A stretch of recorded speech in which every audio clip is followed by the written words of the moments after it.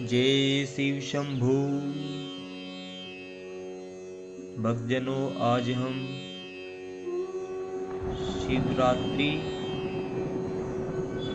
की कथा के बारे में वर्णन करेंगे। दसम खंड का चौथा अध्याय। नारद जी ने कहा, हे पिता, शिवरात्रि व्रत का महात्म्य सुनने से अभी मेरी तृप्ति नहीं हुई है। अस्तु आप मुझे यह बताने की कृपा करें, जिन लोगों ने बिना जाने हुए शिवरात्रि का व्रत किया उन्हें क्या फल प्राप्त हुआ है। यह सुनकर ब्रह्मा जी ने कहा, हे पुत्र, मैं इस संबंध में तुम्हें एक कथा सुनाता हूँ।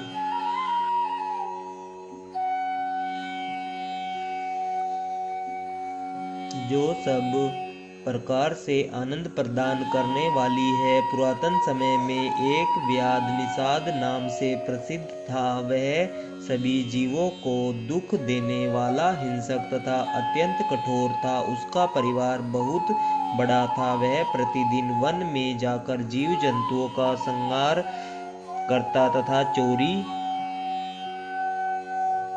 आदि द्वारा धन प्राप्त करता था। बाल्यावस्था से ही उसने कोई शुभ कर्म नहीं किया था। इस प्रकार के कुकर्म करते हुए उसे बहुत समय व्यतीत हो गया। हे नारद, एक दिन ऐसा संयोग हुआ कि उसके घर में भोजन समाप्त हो गया। तब उसके माता पिता स्त्री आदि ने सुधातुर होकर उससे यह कहा, हम लोग भूखे मर जाते हैं, अस्तु तुम हमारे लिए भोजन का प्रबंध करो। उन लोगों की बात सुनकर निषाद अपना धनुष बाण ले एक घने वन में जा पहुंचा। जिस दिन की यह घटना है वह शिवरात्रि व्रत का दिन था, परंतु निषाद इस बारे में कुछ नहीं जानता था। अस्तु उस दिन संध्या तक वन में फिरने पर भी भाग्यवश निषाद को कोई जीव जंतु दिखाई नहीं दिया। जब रात्रि का समय आया तब वह निषाद अपने मन में अत्यंत व्याकुल होकर यह विचार करने लगा कि मुझे यहाँ कोई शिकार तो मिला नहीं, तब घर जाकर ही क्या करूँगा। तदुपरांत वह यह सोचकर एक नदी के तट पर जा पहुंचा। हे नारद, इस प्रकार निश्चय करके निषाद नदी के तट पर जो एक बेल का वृक्ष था उसके ऊपर छिपकर बैठ गया और टकटकी लगा यह देखने लगा कि यदि कोई जीव नदी के तट पर पानी पीने आवे तो मैं उसका संहार कर डालूं। जब रात्रि का पहला प्रहार समाप्त होने को हुआ उस समय वहां एक प्यासी हिरणी उछलती कूदती हुई आ पहुंची। उसे देखते ही निषाद ने अपने धनुष पर बाण चढ़ाया, जिसका प्रभाव यह हुआ कि उस धनुष बाण के आघात से बिल्ववृक्ष के कुछ पत्ते तथा निषाद के पास रखा हुआ पीने का शुद्ध जल वृक्ष के नीचे स्थापित शिवलिंग पर गिर पड़े। इस प्रकार भाग्यवश उसके पहले प्रहार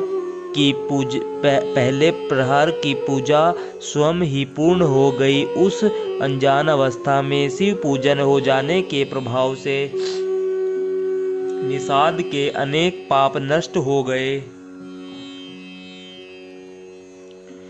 हे नारद, उधर हिरणी ने जब निषाद को बेल के वृक्ष के ऊपर बैठे हुए तथा धनुष ताने हुए देखा तो उसे संबोधित करते हुए पूछा, हे निषाद, तुमने अपना धनुष क्यों ताना है। निषाद ने उत्तर दिया, हे हिरणी, मेरे परिवार के सभी लोग दिन भर के भूखे हैं। अस्तु मैंने यह विचार किया है कि मैं तुझे मारकर तेरे मांस से सब लोगों की क्षुधा का निवारण करूं। यह सुनकर हिरणी ने चिंतित होकर अपने मन में यह विचार किया कि मुझे किसी प्रकार इसका संकट दूर करना चाहिए। अस्तु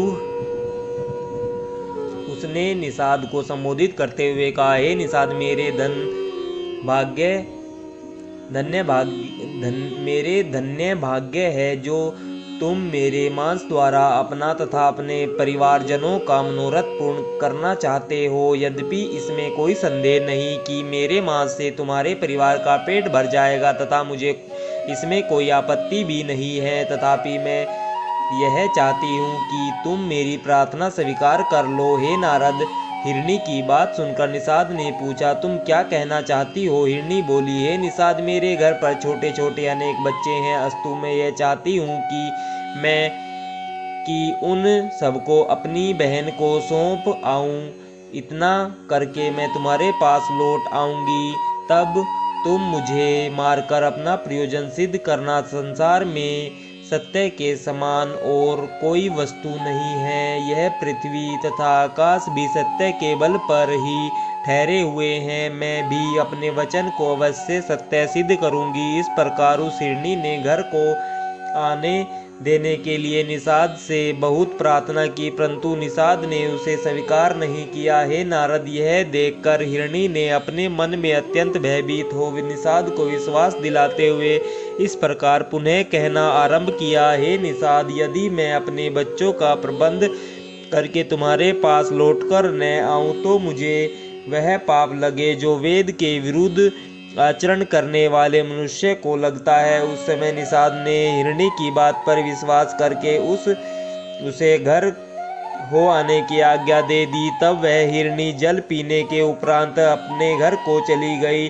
और निषाद उसी पेड़ पर बैठा हुआ उसके पुनरागमन की प्रतीक्षा करने लगा। हे नारद, जब रात्रि का दूसरा प्रहर आया, उस समय उस हिरणी की बहन अपनी बहन को ढूंढती हुई उसी स्थान पर आ पहुंची। निषाद ने उसे देखते ही फिर अपने धनुष पर बाण को चढ़ाया, जिसके कारण अनेक बिलपत्र टूटकर शिवलिंग पर जा गिरे और उसके दूसरे प्रहर का शिव पूजन अपने आप हो गया। इस अज्ञानावस्था के पूजन से भी उसके असंख्य पाप नष्ट हो गए। तब दूसरी हिरणी ने पहली हिरणी की भांति व्याध से धनुष चढ़ाने का कारण पूछा और व्याध ने अपना उत्तर दोहरा दिया। तदुपरांत उस हिरणी ने अपने मन में अत्यंत भयभीत होकर इस प्रकार कहा, हे निषाद, मेरे बड़े भाग्य है जो तुम मेरे मांस द्वारा अपनी तथा अपने परिवार की सुधा का निवारण करना चाहते हो। यह शरीर नाशवान है, अस्तु इसके द्वारा यदि परोपकार हो तो इससे अधिक आनंद की बात क्या होगी। फिर भी मैं यह चाहती हूँ कि मैं अपनी छोटी लड़की को अपने पति को सौंप आऊं, तत्पश्चात यहाँ आकर तुम्हारे बाण का लक्ष्य बनूं। जब निषाद ने उसकी प्रार्थना को अस्वीकार किया, तब उस हिरणी ने विश्वास दिलाते इस प्रकार कहा, यदि मैं अपनी प्रतिज्ञा भंग करूं तो मुझे वह पाप लगे जो अपनी स्त्री को छोड़कर प्राय स्त्री के साथ भोग करने पर लगता है।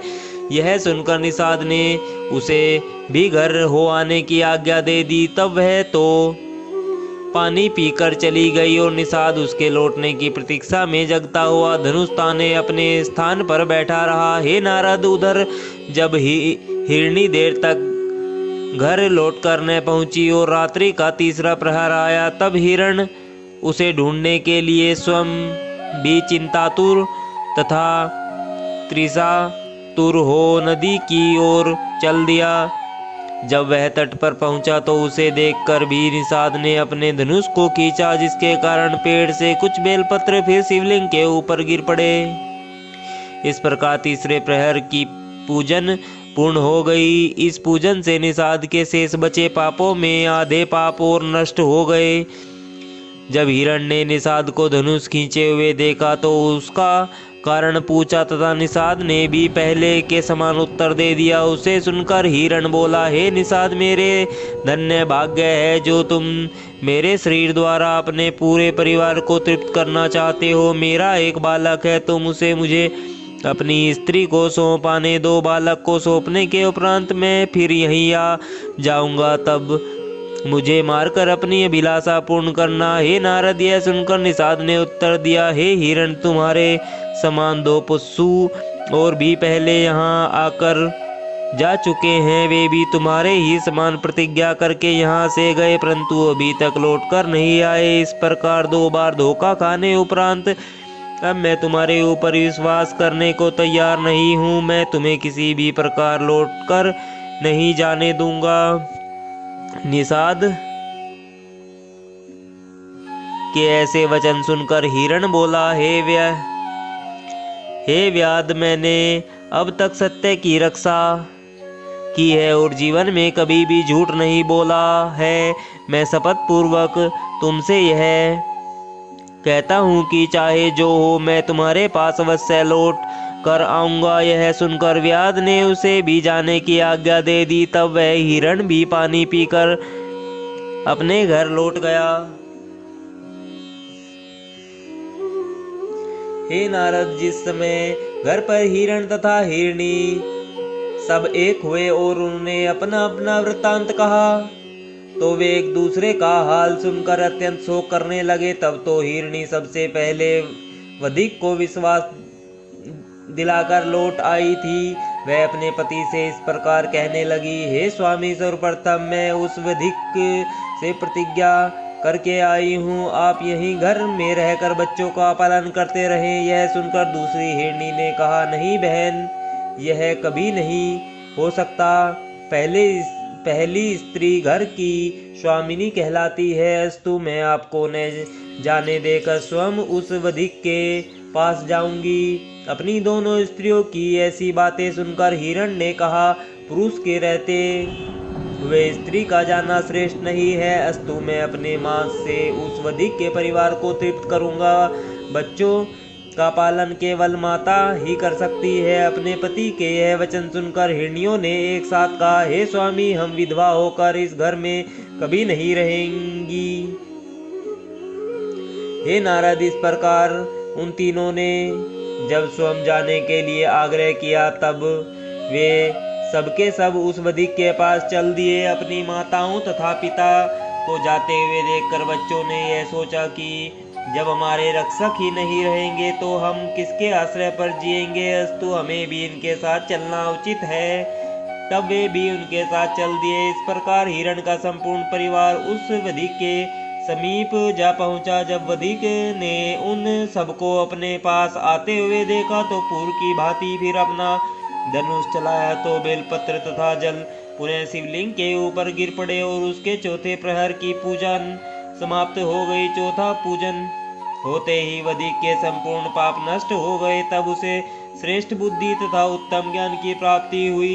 जिस समय हिरण ने दोनों हिरनियों तथा बच्चों के सहित उसके पास जाकर यह कहा, हे वधिक, अब तुम हमारे शरीर को शुद्ध करके हम सबका संहार करो। निषाद अपने मन में इस प्रकार विचार करने लगा कि जिन पशुओं को बुद्धिहीन कहा जाता है, वे मनुष्य की अपेक्षा कहीं अधिक धन्य हैं, क्योंकि वे अपने शरीर को नष्ट करके भी पराया उपकार करने को तैयार रहते हैं। न जाने इन अशुभ कर्मों के कारण मैं किस अवस्था को प्राप्त होऊंगा। हे नारद, इस भांति अपने मन में निश्चय करके वधिक ने आंखों से आंसू बहाते हुए उन हिरणों को संबोधित कर उच्च स्वर में कहा, हे शुद्ध पशुओं, तुम अपने घर लौट जाओ। तुम्हारा जीवन तथा तुम्हारा धर्म धन्य है। मैं तुम्हें प्रतिज्ञा के बंधन से मुक्त करता हूँ। जिस समय निषाद ने उच्च स्वर से यह शब्द कहा, उसी समय शिवजी अत्यंत प्रसन्न होकर उसके सम्मुख प्रकट हो गए। उन्होंने वधिक का हाथ पकड़ते हुए इस प्रकार कहा, हे निषाद, हम तुमसे अत्यंत प्रसन्न हैं। तुमने शिवरात्रि का व्रत रखकर अपने संपूर्ण पापों को नष्ट कर दिया है। अब तुम्हारी जो इच्छा है वह वर हमसे मांग लो। हे नारद, भगवान सदाशिव के श्रीमुख से यह वचन सुनकर निषाद उनके चरणों पर गिर पड़ा। फिर हाथ जोड़े हुए केवल यह कह सका, हे प्रभु, मैंने आपके दर्शन करके ही सब कुछ पा लिया है। तब भगवान भूत भावन ने अत्यंत प्रसन्न होकर उसका नाम स्कंद रखा और स्वयं ही अनेक वर देते हुए यह कहा, हे निषाद, तुम्हारे सभी मनोरथ पूर्ण होंगे। तुम श्रृंगवेरपुर को अपनी राजधानी बनाकर वहां सुखपूर्वक राज्य करो। तुम्हारे अनेक संतानें होंगी और सभी देवता तुम्हारी प्रशंसा किया करेंगे। हमारे भक्त रामचंद्र जी तुम्हें अपना सेवक जानकर अत्यंत कृपा करेंगे। वे तुम्हारे घर पधार कर तथा तुम्हें अपना मित्र बनाकर संसार में यश प्रदान करेंगे। इतना कहकर भगवान सदाशिव मौन हो गए। हे नारद, भगवान भूत भावन के दर्शन पाने से उन हिरणों के भी समस्त पाप नष्ट हो गए। तब उन्होंने भी मृग योनि त्याग कर देव स्वरूप प्राप्त किया। तदुपरांत वे शिव जी की कृपा से विमानों पर आरूढ़ हो देवलोक को चले गए। वे मृग आज तक नक्षत्र रूप से आकाश में दिखाई देते हैं। इस चरित्र को करने के उपरांत भगवान सदाशिव प्रत्यक्ष रूप में तो अंतर्धान हो गए तथा लिंग रूप से वहीं स्थित होकर व्याधेश्वर के नाम से प्रसिद्ध हुए। व्याधेश्वर शिवलिंग अर्बुदगिरी पर स्थित है। श्री शिव जी की कृपा से वह व्याध भी सकंद नाम से प्रसिद्ध हो श्रृंगवेरपुर में जा पहुंचा तथा समस्त भीलों का राजा बनकर सुखपूर्वक राज्य करने लगा। जब त्रेता युग में राजा रामचंद्र जी ने अवतार लिया तो उन्होंने सकंद के घर पहुंचकर उसे बहुत सम्मानित किया। रामचंद्र जी ने अत्यंत कृपा करके उसे शिवजी की भक्ति प्राप्त प्रदान की तथा शिवजी के अनुग्रह से वह इस लोक में सब प्रकार के सुख भोग कर अंत में सायुज्य मृत्यु को प्राप्त हुआ।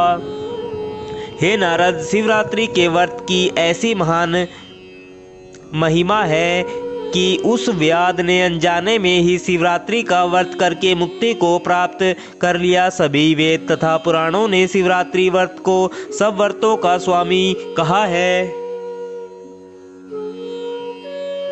व्याधेश्वर शिवलिंग का यह चरित्र भी संपूर्ण मनोकामनाओं का पूरा करने वाला है। जो लोग इस चरित्र को पढ़ते, सुनते अथवा दूसरों को सुनाते हैं वे दोनों लोकों में आनंद प्राप्त करते हैं। जय शिव शंभू, जय शिव शंकर भोलेनाथ की जय। व्याधेश्वर शिवलिंग भगवान की जय।